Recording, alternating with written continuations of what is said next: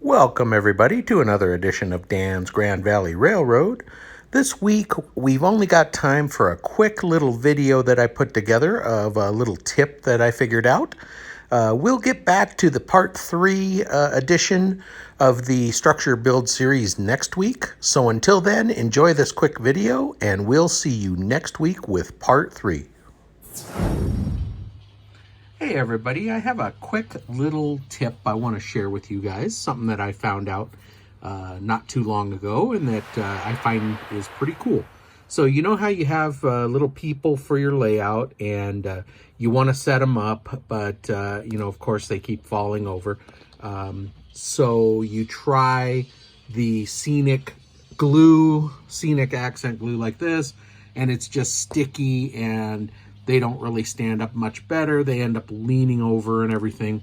And then you get that all over you. So I figured out a way to make little bases for the people to stand on. And it's pretty easy and you don't need much. So let me show you what you need.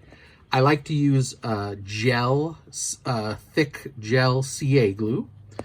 And then you're gonna need some window clear plastic sheeting like this. Now, I bought a garden hose the other day for the yard, and it came in this clear plastic box that's really thick styrene plastic like this. It's perfect.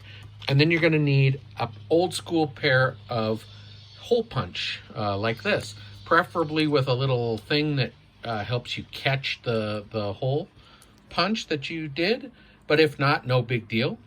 So what you do is punch out some little round discs like this from the sheet and apply just a little spot of glue to each foot.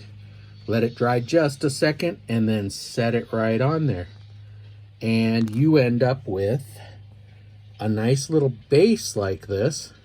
So you can set these guys anywhere you want. And if you didn't want them over by the locomotive, you can put them over by the track.